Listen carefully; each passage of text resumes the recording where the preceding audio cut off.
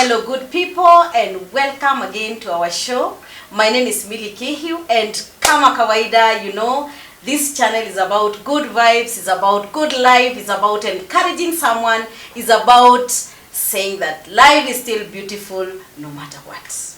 I want to welcome you again to yet another episode of the very many episodes ahead. I want to welcome you again and say that you're most welcome, you're my people, and I am so glad that the Lord has given us again another chance to be together, and another chance to talk together, and another chance for you to watch, subscribe, and like our videos. Thank you for the support you're giving us. Thank you for how far you have walked with us. We cannot take it for granted that we are always getting you online. And today we are talking about self-esteem at work. With us is none other but hey! Thank you very much, Millie Kihiu, for having me in the show. My name is Mary Gidendo and we are here to talk about self-esteem at work, and I'm glad you're watching. Welcome. Now, good people, as you've heard, I am your host, Millie Kihiu, and here we have our guest today. This guest has been a good friend of mine for quite a lengthy time. We have worked together. She has once been my boss. I have once been her boss, and you know, we have had the best of time at our place of work.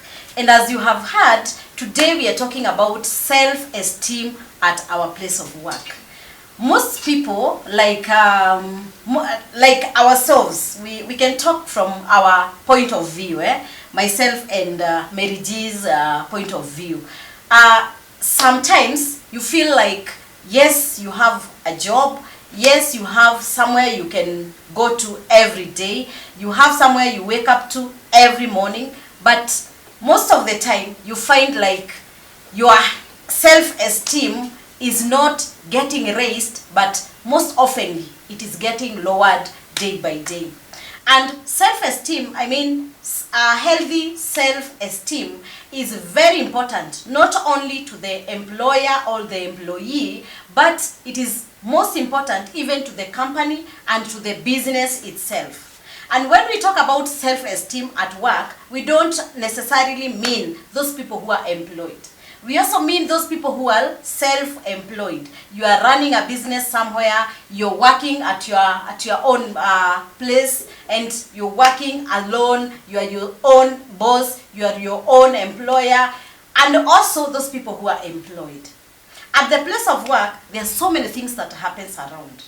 As we understand, in a place of work, there must be an employer, there must be an employee, and their colleagues. Those people we work together, they form that society. They form that community. And so, self-esteem is very important. A healthy one is very, very important.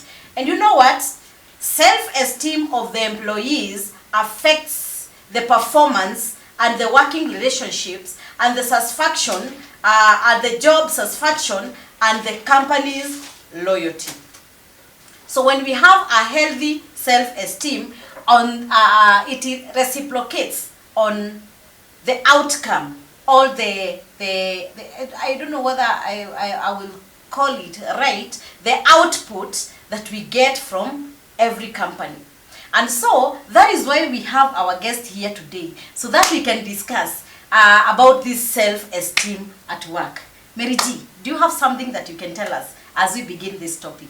And once again I say welcome. Thank you, Millie Kihiu, for inviting me so that we can speak on this topic. First, let us know what self-esteem means.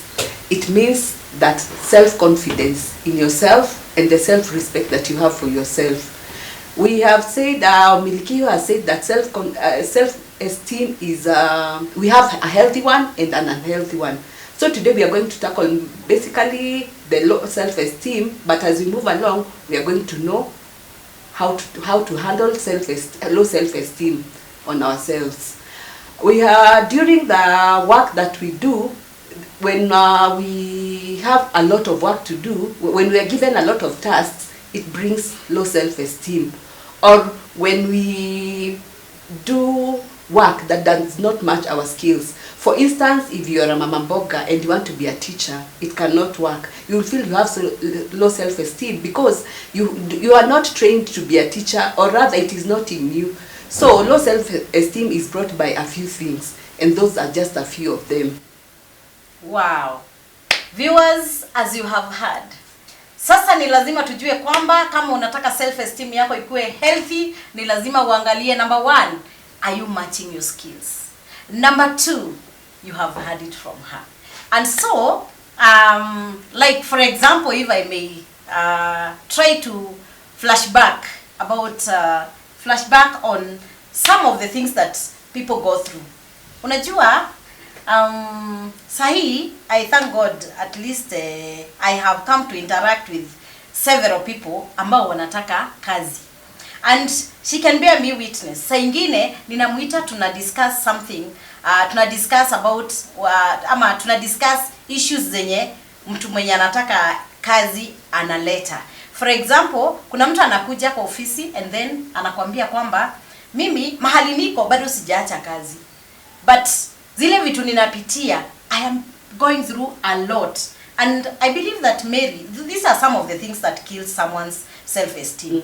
And so I think that tells us that ukiwa na low self-esteem, hauwezi kuendelea kufanya kazi ukiwa productive.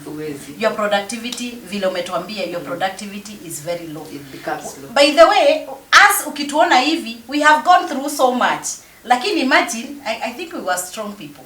Yeah. Sisi vitu zenye tulikuwa tunapitia, hakuna kitu ilituleta chini. Hakuna. I remember one time, kuna kazi zingine tulikuwa tunafanya and tunaketi chini tunaulizana, by the way, do we deserve this?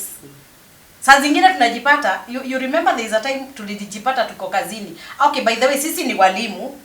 Tukiwa wawili sisi ni walimu na tumefanya kazi ya walimu miaka mingi. So hakuna kitu tunatuambia about walimu. We know like everything about walimu. Tukianza kuleta my experiences hapa, experiences of more than 30 years my friend. Unafikiri ni siku chache? Si chache. So there is a time tulijipata tuko shule. It is 7 o'clock in the evening. And we are like, kai, di manike tureka goko. And we were like, do we deserve this? And there are so many other experiences zenye walimu upitia. A lot of them. And I believe that Mary can give us some few experiences zenye watu upitia huko nje. Zingine ni sisi tumepitia na hatutawaambia zenye tumepitia.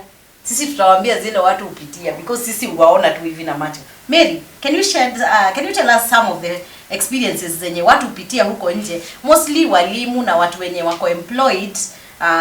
Sana tusiende sana kwa wale wenye they are self-employed because sisi tunaongea about watu wenye wako employed. What are some of the experiences that can lower self-esteem? So I will give an example because I'm a teacher. I've been a teacher for long. I'll give an example of a school I was long time ago. Then there was this head teacher who was brought to be in charge of the school. But the head teacher apparently was not a teacher. It's just the way you just take a job up and you start a school. Then she started a school, but did she know anything? Nothing. She had not trained. So what she used to do, her self-esteem was low because when she came and found that they are trained teachers, that pulled her back rather, and she started having issues, low self-esteem. She doesn't want to speak out. Then there was this time I found out she was copying the messages I'm writing in the diaries for parents to read. She had a notebook. That's what she used to do. Anazitransfer kwa sababu hajui kitu ataandika. You know, she was a teacher. She became a teacher by default. Akaweka shule, ikapik, but she had no idea of what goes on in a school. So those are the things I'm saying. They can make you have low self-esteem because you are not trained, or rather, you became a teacher by chance. You know, not by choice. Because some of us become teachers by ulianguka shule, and ukafanya teaching, and you find yourself there. But some of us, it is in you. Ulizaliwa ukiwa mwalimu, and you know, and you became a teacher by choice. So that teacher, that is what used to happen. And you can see even other teachers that when they start teaching, they are not sure of what they're supposed to teach. Yes. So you'll find a teacher is doing, you know, especially when you are a head teacher, when you're going through the corridors, you see a teacher ndio anajaribu kusimama kwa sababu ameona, but they don't know what they're supposed to do. So these are some of the things that cause low self-esteem, especially the bottom line ni kama hujui ile kitu unafanya. Kama hujui what teaching is all about, you don't know how to handle children, you don't know how to handle yourself, that one brings you down and gives you low self-esteem. Because if you know what you are doing, you will have a healthy self-esteem. And I realize that wakati mtu aelewi kabisa chenye anafanya, they will try doing weird things. Sometimes they will go through some routes zenye zinawaingiza tu kwa shida. Unapata like for example in a school watoto wamefanya exam. Achana na hii yenye tunafanya sasa hii ya CBC yenye mtoto anaenda na ability yake. You know, before we used to have like hizo analysis, mnaletewa exam then inakuwa analyzed, ni class gani ilikuwa ina top, ni gani ilikuwa. So you find even sometimes teachers wanajipata they even doing the exams for the children because their self esteem iko tu chini. Alafu unapata kwamba hata shule yenyewe, because the employer, the employees hawako sure about kile kitu chenye wanafanya, so you find that hata shule inasaidia hata hao walimu kujaribu kudanganya wazazi. So unapata every other time mzazi analetewa kazi na mtoto, kazi iko tu sawa, kila kitu mtoto amepata, but unaenda unaambia mtoto do this work, huyo mtoto hawezi fanya kitu. So at the end of the day, kwa sababu they don't have a healthy self esteem, hawajajiamini, hawajajibeba na ile zeal yenye wanafaa kuwa nayo, unapata kwamba they even lying to the parents. And this is where I come in and tell the parents that ukiona red flags zimeanza ku raise on your child, go straight to the school and don't take chances. Because you'll take chances and then you'll find that mtoto wako unampoteza. So at the end of the day, shule haitapoteza, wewe ndio utapoteza mtoto wako, because kesho una transfer mtoto na mwingine anaingia. And actually you have reminded me something. Yes.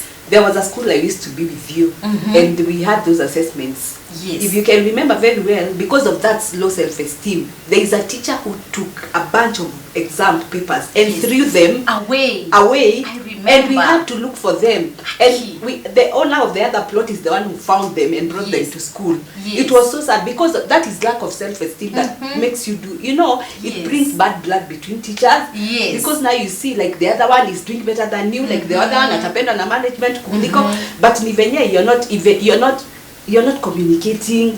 Kwa sababu you see, if you have low self esteem, nikikuja kwako nikwambie teacher Milly na hapa panaendanga aje, nisaidie. You see, when I'm open, utajua venye utanisaidia. But if I keep to myself, I want to do my things, I want to prove myself, and yet I don't know. Those are the things that bring bad blood between teachers, between the management. So it's always good to be on the safe side. Ujue ile kitu unafanya, ndivyo esteem yako isikue low, ikue high. That is very true. In fact, when you have low self-esteem, you'll always be with conflicts. In conflicts with everybody. And this is where we also tell the managements of, especially the managements of schools. You know, shule ndio inabeba mostly shule inabeba watu wa tofauti sana. Kuna mwingine amekuja hapo, yes alifanya hiyo teaching, but kabisa haiko ndani yake. Kuna mwingine amekuja hapo, yeye ni mwalimu, wengine hata hawajafanya hiyo teaching, but you find that they are working so well because it is inside them. Wamebakisha tu kupata hiyo cheti ya kuwafanya wakuwe walimu. So at the end of the day, the management, I remember that scenario ambayo umesema.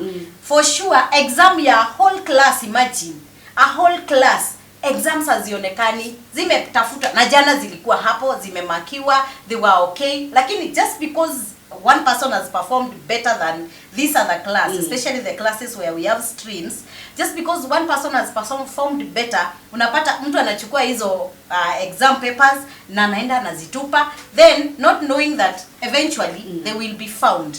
And you know, the management could not understand in the beginning, because it's like they also did not understand, because those people with low self-esteem ndio wanakuwa vocal sana. Na ndio watu unasikia kwamba mdomo yao tu iko juu. Au ndio unapata kwamba every other time ndio wanatoa suggestions, ndio wanatoa opinions, ndio wanatoa like, these are the people who are so much outspoken. So the management will tend to see like, huyu mwenye amenyamaza, it's like yeye ndiye ako na makosa. But at the end of the day, after ku follow up, you find that ule mtu mwenye tulikuwa tunafikiria kwamba ndiye, kumbe siye. I also remember that there is a time we had in another certain school, diaries, the whole class, a whole 45 diaries, they were they got lost. They just disappeared to nowhere. Wow. Tukazitafuta and at the end of the day zinakuja kupatikana kwamba they were thrown in the toilet. Then some other times unakuja unapata pencils zimepotea, unakuja unapata report books zimepotea, and you're like, where are these things disappearing? Someone is trying to create some bad picture. Someone is trying to kill other people's morale, to lower other people's self-esteem, so that at the end of the day ukienda ukifikiria unakumbuka, I have lost 45 diaries, oh I have lost 45 report books, oh I have lost pencils for children. You know, those things, those conflicts, they also bring low self-esteem. And I'm finding it very weird how we can how one can be so malicious just because they feel like there is kind of competition. There is somewhere you had said that when we have pressure, when we have a lot of work around us, we can feel like our self-esteem inaenda chini. How about coping with that? Yeah, because when you have a lot of work and maybe you're given a lot of tasks for you to do, unajipatanga saa ingine unashinda nitafanya gani niache gani, you're supposed to beat the deadlines.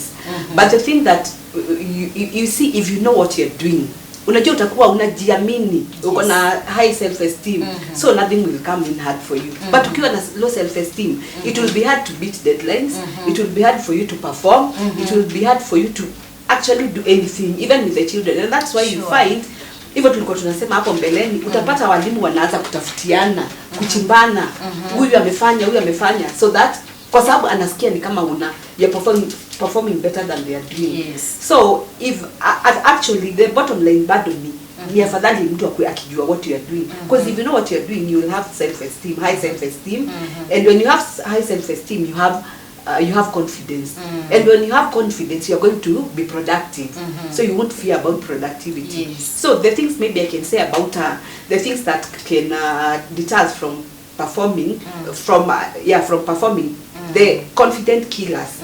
I would like to outline 5 of them, the confident killers. First, the high performing employees. You see, you just feel that pressure to be on toes, to keep it up there.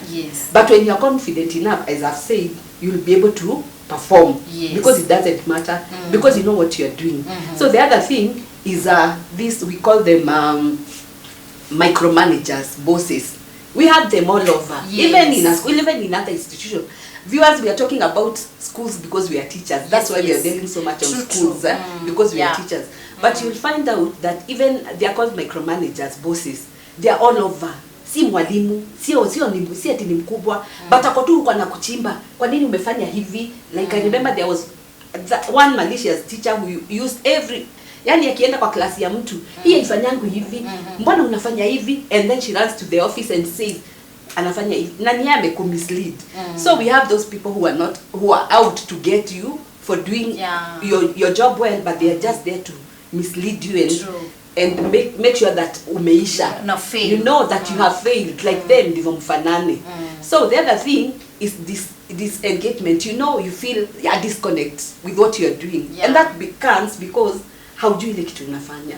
But ukiwa unajua ile kitu unafanya, utakuwa unajua I'm supposed to do this and I'm supposed to do it. Kwa hivyo utapata confidence, because you see, if you are disconnected with your work, it's because you have low self-esteem. You know, there are times you wake up and you feel like, mimi nitaenda hiyo shule, God, nitaenda kufanya hiyo kazi, nitaenda kuandika hizo lesson plan na hizo schemes, kwa sababu unasikia, kwa sababu hujui na unasikia, you know, these things are making me feel like I don't. Kwa hivyo, but if you know what you're doing, you will not have a disconnect with your work. Let be it going to Marikiti to buy boga, be it a computer if you're an IT guy, if you don't know how to work with the keyboard, and then your boss brings you something to work on, you will just feel like tensed, and you don't have the courage to tell them that he's kufanya. You know, and sometimes our bosses demand that we do a lot of things. Okay? But sisi tunaogopa kuambia, by the way, hapa sijafanya, kwa sababu unaogopa kuambiwa you are not qualified, there are better people than you. So if we can just come out open and talk what we feel, and then say what we know, it will help us boost our self-esteem. Those ones who have low esteem. The other one, The other fourth thing is fear of failure. We all fear to fail. Yes, yes. We fear to face challenges. We fear a lot of things. But if we know what we are doing, we will not fear to fail. Yes. And if we tackle that well, we will not, because we know, you see, when you fear to fail, we fail and then we learn. Yes. We fail and then we learn, Sure. and we will be corrected. So let us not fear to fail, because when we fail, we get corrected and we move on. The last but not least in my list, it was the uncooperative colleagues and those critical people that you work with. We have them in our midst. Sure. Every time they are, and I had mentioned earlier, but they will be here telling you are not supposed to do this. Anything you do is not good to them. Anything you try, ungefanya hivi. If you're trying, even doing painting, watakwambia hii painting, si ungetafuta kitu ingine. But they are not giving you solution. They are just criticizing you. So we also have to be aware of those critical thinkers, because they are going to put our low self-esteem. They are going to give us low self-esteem. Yeah, thank you. Yeah. Now, it's true. Unapata kwamba hao watu wako na sisi. And you know, they wake up in the morning determined. Leo ninaenda kuface fulani. You know, there is this friend of mine, kind of a brother, alikuwa ananiambia mimi akinaogopa. Naenda kwa kazi mpya. But I'm like, sasa nitaenda nipate colleagues wenye nilikuwa na wao. You know, tulikuwa tumeingiana, walikuwa marafiki, they were so friendly, and he's like, nikienda huko nitapata watu kama wenye nimeacha, ama nitaenda nipate wale wenye babu triggers, wenye anagoja tu ufanyeka kitu hivi, anaiamplify, anaiexpand, kila mtu ako zile za hivyo ndivyo amefanya. So you're like, these people, they are here with us. Yeah. And then there is something else that I was asking myself. When you have a low self-esteem, does it have an effect on the children? Now that we are talking about the school setup, Yes, yes. does it have any effect on the on the children? And what are the things, the red flags that we can see in children zenye zinatuambia kwamba there is a problem with the teacher? Now this one, even our viewers and the teachers who will be watching will bear me witness. Yes. If a teacher has low self-esteem, even the kids, the children in her class will grow up having low self-esteem. Because for one, they don't know how to express themselves. Yes. Because the teacher is not is not tapping what is inside them to bring it out.